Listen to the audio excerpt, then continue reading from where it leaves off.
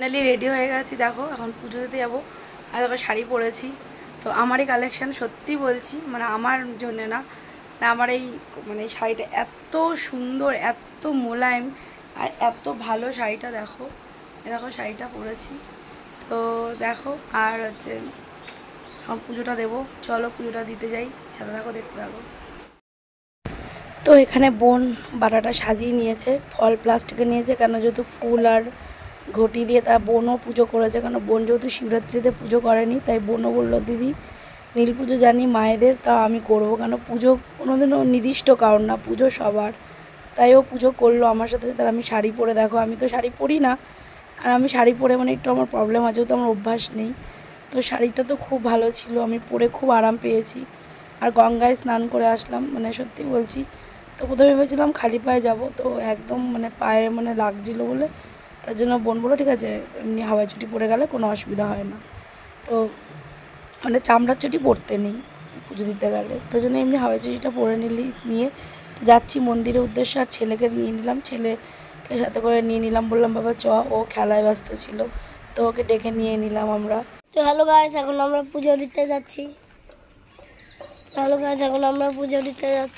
তোমরা যারা যারা আমার ভিডিও দেখছো তাড়াতাড়ি কমেন্ট করে আপনাদের সুন্দর সুন্দর নামটা লিখে দিও। সুন্দর সুন্দর নামটা লিখে দিও, ঠিক আছে। আর আপনারা যারা যারা আমাদের কমেন্ট করবে, যারা যারা আমাদের কমেন্ট করবে তারা হলো একটা গিফট পাবে। তো এখন নীল পুজোতে যাচ্ছি পুজো দিতে, আমরা দুই বোন মিলে।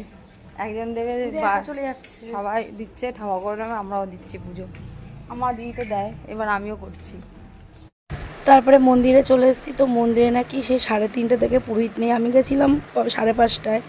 তো তারপরে দেখো অনেকক্ষণ 6:30 অবধি দাঁড়িয়েছিলাম, 1 ঘন্টা। তারপরে দেখলাম যে পুরোহিত মশাই আসছে না, তারপরে নিজের মতন করে আমি পুজো করে নিলাম, কেন আমি শিবের মন্ত্রও জানি। আর আমি একটা জিনিস জানি, অন্তর থেকে কোনো কিছু করলে ভগবানের সেবা অন্তর থেকে করতে হয়। হ্যাঁ, পুরোহিত মশাইটা থাকলে ভালো হতো, তো বোন পেয়েছিল পুরোহিত মশাই, আমি পাইনি, কারণ আমি আর পারছিলাম না, মানে আমি সন্ধে গেছিলো আর আমার ছেলেকে নিয়ে গেছি, ছেলের পেয়ে গেছে জলতেষ্টা, তার জন্য আমি আরও তাড়াতাড়ি সন্ধে পুরো লেগে গেছে, ঘোর সন্ধেবেলায় আমি পুজোটা করলাম।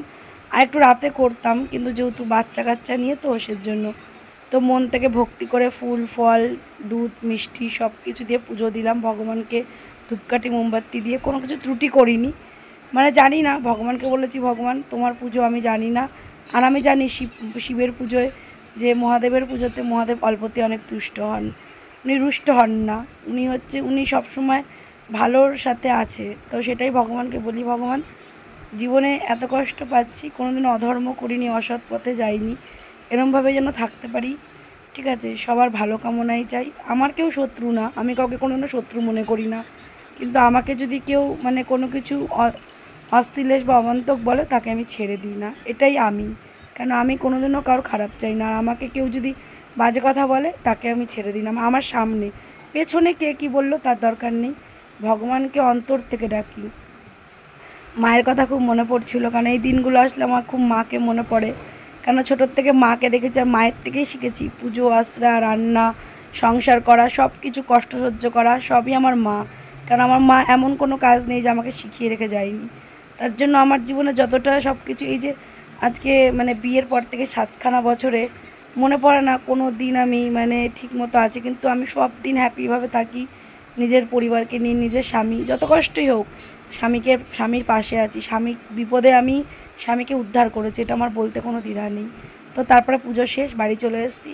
বাড়িতে এসে দেখো আমি প্রদীপ জ্বালিয়ে নিয়েছি, সন্ধেবেলায় প্রদীপ দেবো, তো বোন তখনও আসেনি, এই জন্য আমি সন্ধেবেলাটা প্রদীপ জ্বালিয়ে নিলাম।